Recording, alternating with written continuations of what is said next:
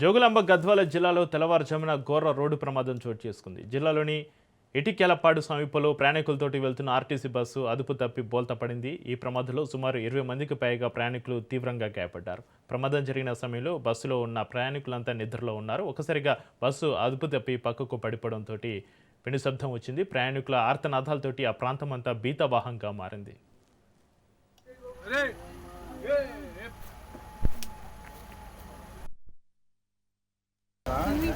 Open చేస్తారా మీది మీది మామయ్య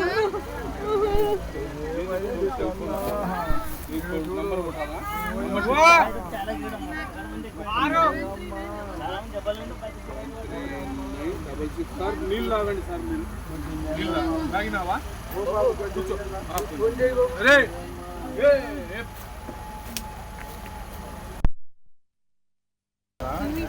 ఓపెన్ చేస్తారా మీది మీది మామయ్య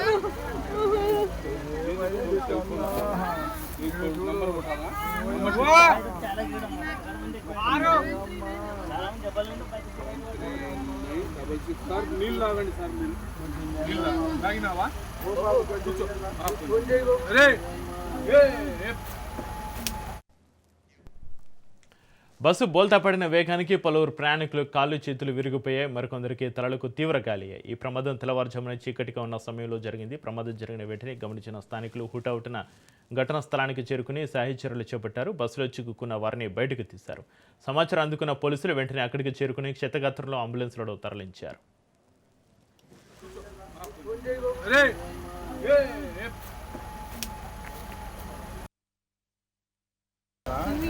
ఓపెన్ చేస్తారా మీది మీది మామయ్య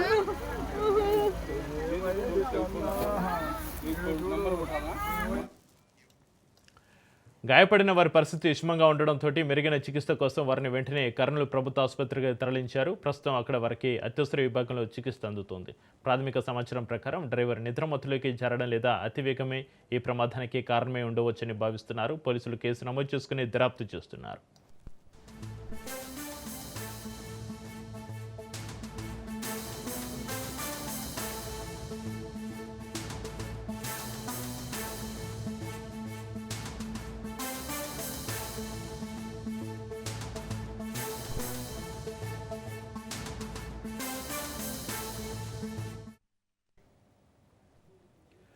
మాజీ ఎమ్మెల్యే బాల్కసుమన్ అక్రమ అరెస్టును నిరసిస్తూ ఇవాళ మంచిర్యాల బంద్కు బీఆర్ఎస్ పిలుపునిచ్చింది. కేతనపల్లి రాళ్లదాడి ఘటనలో బాల్కసుమన్ అరెస్ట్ చేశారు పోలీసులు.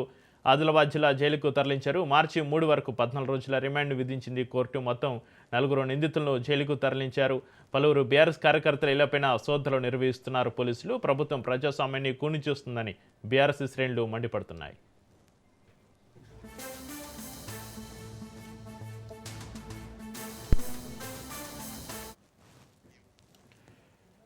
మాజీ ఎమ్మెల్యే బాల్కసుమన్ అక్రమ అరెస్టును నిరసిస్తూ ఇవాళ మంచిర్యాల బంద్కు బీఆర్ఎస్ పిలుపుకు సంబంధించి మరింత సమాచారాన్ని మా ప్రతినిధి అరుణ్ కుమార్ ఫోన్లైన్ అందిస్తారు. అరుణ్ కుమార్, ప్రస్తుతం అక్కడ పరిస్థితి ఏంటి?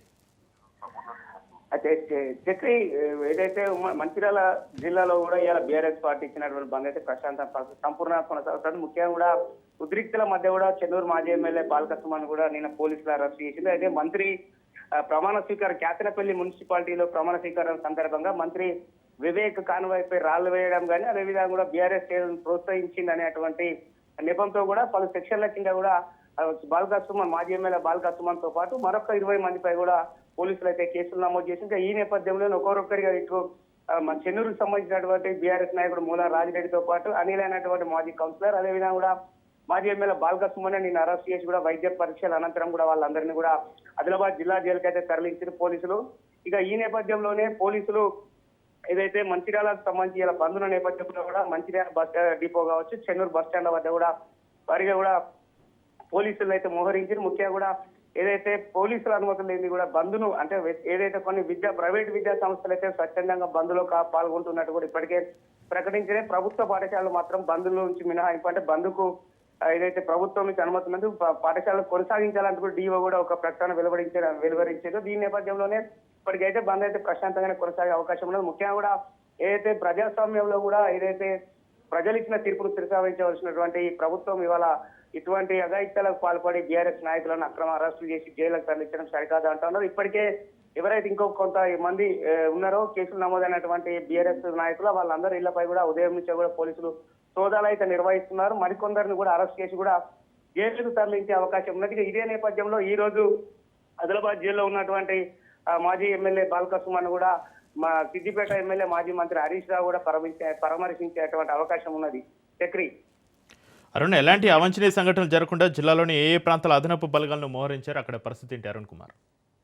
మందమారి మన చెన్నూరు నియోజకవర్గానికి సంబంధించి ఇటు మందమారి కావచ్చు, కేతనపల్లి, అదేవిధంగా చెన్నూరుతో పాటు మంచిర్యాల జిల్లా హెడ్ క్వార్టర్ లోని ఏదైతే మంచిర్యాల బస్ స్టాండ్ వద్ద భారీగా కూడా పోలీసులు అయితే మోహరించారు. ముఖ్యంగా కూడా ఎటువంటి అవాంఛనీయ ఘటన జరగకుండా ఇప్పటికే కూడా పోలీసులు ఆయన ఏదైతే భారీ ఏర్పాట్లు చేసినా ముఖ్యంగా కూడా బిఎస్ఎన్ఎన్ అనేటువంటి సెక్షన్ 163 సెక్షన్ కూడా అమల్లో ఉంది. ఎవరైనా కూడా ఇబ్బందులకు గురి చేసి కూడా బంద్లో పాల్గొనాలని ఏదైతే వాళ్ళని ఇబ్బంది చేసినా కూడా వాళ్ళందరిపై కూడా కఠిన కేసులు నమోదు చేస్తామంటూ కూడా ఇప్పటికే కూడా బీఆర్ఎస్ శ్రేణులకైతే పోలీసులు హెచ్చరించారు. కానీ కొంత ఏదైతే బీఆర్ఎస్ శ్రేణులు కూడా ఖచ్చితంగా బంద్ను సక్సెస్ చేయాలి. ఎందుకంటే అక్రమ కేసులు పెట్టి వాళ్ళ ప్రజాస్వామ్యంలో ఇదంతా చాలా ఇబ్బందికరమైన పరిస్థితి. ఏదైతే ప్రజాస్వామ్యంలో ప్రజలు ఇచ్చిన తీర్పును వహించినటువంటి ప్రభుత్వము మంత్రి గాని ఇవన్నీ కావలసుకొని చేస్తా ఉన్నారు. ఇవాళ బీఆర్ఎస్ శ్రేణులు భయభ్రాంతులు గురి చేస్తున్నారని కూడా వాళ్ళు ఆవేదన వ్యక్తం చేస్తున్నారు. ఏదేమైనప్పటికీ కూడా ఏదైతే బంద్ అయితే ప్రశాంతంగా కొనసాగే అవకాశం ఉన్నాయి. చక్రి బాల్క సుమన్ అరెస్ట్ పైన బీఆర్ఎస్ ఆరోపిస్తున్నట్లుగా ఇది రాజకీయ కక్ష సాధింపేనా? రైట్, ఇది రాజకీయ కక్ష సాధింపు అనే చెప్పచ్చు. ముఖ్యంగా కూడా ఎందుకంటే ఆ రోజు ఏదైతే మంత్రి వివేక్ కూడా వేరే రూట్ నుంచి కూడా ఏదైతే రూట్ మ్యాప్ ఇచ్చినా కూడా ఇక్కడ ఏదైతే బీఆర్ఎస్ శ్రేణులు ఉన్నటువంటి మార్గాన్ని కూడా రావడం జరిగింది. ఈ నేపథ్యంలో అక్కడ కొంత కార్యకర్తలకు ఇటు ఇరు వర్గాలు కాంగ్రెస్ బీఆర్ఎస్ కార్యకర్తలకు కూడా గొడవ జరిగింది. ఆ గొడవ నేపథ్యంలోనే రాళ్ళు తీసుకునేటువంటి ప్రయత్నం జరిగింది. అందులో కూడా మంత్రి కాన్వాయ్కి కూడా కొంతమంది బీఆర్ఎస్ నాయకులు అడ్డం తిరిగి కూడా దాడి చేయడం జరిగింది. ఆ దాడిలో ఇటు బీఆర్ఎస్ శ్రేణులు గాయపడ్డారు, పోలీసులు గాయపడ్డారు, కాంగ్రెస్ వాళ్ళు కూడా గాయపడడం జరిగింది. ఈ నేపథ్యంలోనే ఇటు కొంతమంది పోలీసులు ఇచ్చినటువంటి ఏదైతే గంగారాం అనేటువంటి ఎస్ఐ దేవపురికి సంబంధించిన ఎస్ఐ ఇచ్చినటువంటి ఫిర్యాదులు భాగంగానే ఇటు సుమంత్ తో పాటు మరొక 20 మందిపై కూడా బీఆర్ఎస్ శ్రేణులపై కూడా పోలీసులు అయితే కేసులు నమోదు చేసినటువంటి పరిస్థితి అయితే ఉంది. చక్రి అరుణ్, నిరసనకారులపైన పోలీసుల లాఠీ చార్జ్ పైన బీఆర్ఎస్ నేతలు ఏమంటున్నారు అరుణ్ కుమార్? బీఆర్ఎస్ నేతలు ముఖ్యంగా ఏదైతే తమను అనవసరంగా కూడా ఏదైతే కేసులు నమోదు చేయడమే కాకుండా కూడా సమరస్యంగా తీసుకెళ్లేటువంటి అవకాశం ఉన్నా కూడా లాఠీ చార్జ్ చేసి తమ నాయకుడిని అక్రమంగా ఇంట్లో ఉన్నటువంటి నాయకుడిని బలవంతంగా లాక్కెళ్లి కూడా ఇవాళ జైలుకు పంపించాలనేది వాళ్ళు ఆవేదన వ్యక్తం చేస్తున్నారు. ముఖ్యంగా కూడా ఏదైతే ఇప్పటికే కూడా చాలా మంది ఇళ్లపై కూడా ఉదయం నుంచి సోదాలు అయితే జరుగుతూ ఉన్నాయి. ప్రజాస్వామ్యంలో కాంగ్రెస్ ప్రభుత్వం ప్రజలను ఇబ్బంది చేస్తుంది, బీఆర్ఎస్ నాయకులను టార్గెట్ చేసి కూడా ఇవాళ రాజకీయ కక్ష సాధింపు చర్యలకు పాల్పడుతుందని కూడా వాళ్ళు ఆవేదన వ్యక్తం చేస్తున్నారు. ఏదేమైనప్పటికీ కూడా మొత్తం కూడా ఏదైతే బీఆర్ఎస్ శ్రేణులు అయితే ఇవాళ ఈ బంద్ను సక్సెస్ చేసే ప్రయత్నం అయితే కొనసాగుతోంది. Right, thank you Arun Kumar.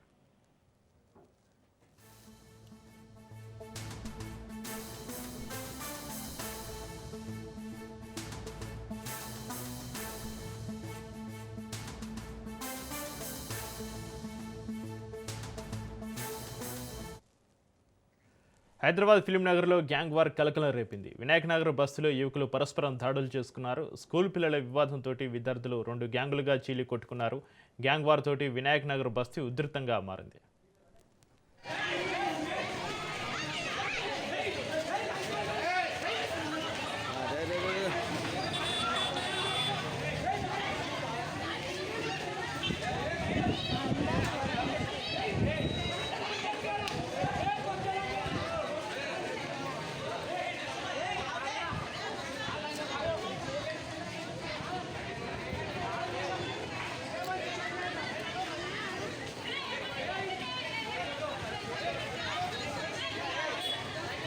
పిల్లలా ఏంది ఇది?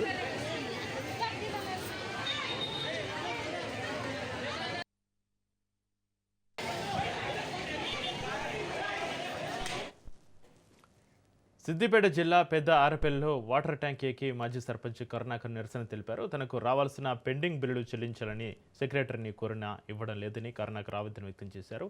బిల్లులు క్లియర్ చేయడం కోసం సెక్రటరీ 1,50,000 లంచం డిమాండ్ చేశారని మాజీ సర్పంచ్ కరుణాకర్ ఆరోపించారు. లంచం డిమాండ్ చేసినా సెక్రటరీని సస్పెండ్ చేయాలని మాజీ సర్పంచ్ కరుణాకర్ డిమాండ్ చేశారు.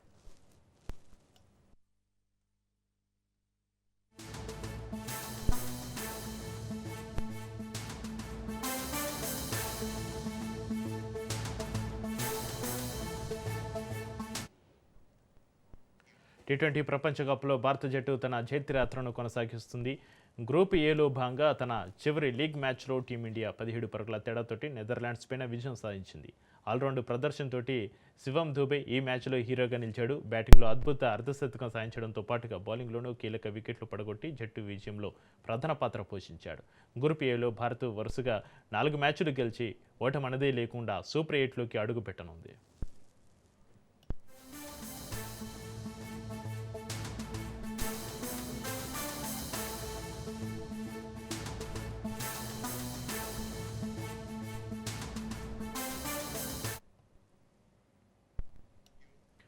అహ్మదాబాద్లోని నరేంద్ర మోడీ స్టేడియంలో నేడు నెదర్లాండ్స్ తోటి జరిగిన ఈ మ్యాచ్లో టాస్ గెలిచిన భారత్ తొలుత బ్యాటింగ్ ఎంచుకుంది. ఆదిలోని అభిషేక్ శర్మ వికెట్ కోల్పోయినప్పటికీ ఇషాన్ కిషన్ వేగంగా ఆడాడు. ఆ తర్వాత తిలక్ వర్మ, కెప్టెన్ సూర్యకుమార్ యాదవ్ నిలకడగా రాణించారు. అయితే అసలు సిసలు విధ్వంసం సృష్టించింది శివం దూబేనే. కేవలం 31 బంతులో 4 ఫోర్లు 6 సిక్సర్లతోటి 66 పరుగులు చేశాడు. చివరిలో హార్దిక్ పాండ్యా కూడా రాణించడంతో భారత నిర్ణీత 20 ఓవర్లలో 6 వికెట్ల నష్టానికి 193 పరుగుల భారీ స్కోరు సాధించింది. నెదర్లాండ్స్ బౌలర్లలో లోగాన్ వాన్ బీక్ 3, ఆర్యన్ దత్ 2 వికెట్లు తీశారు.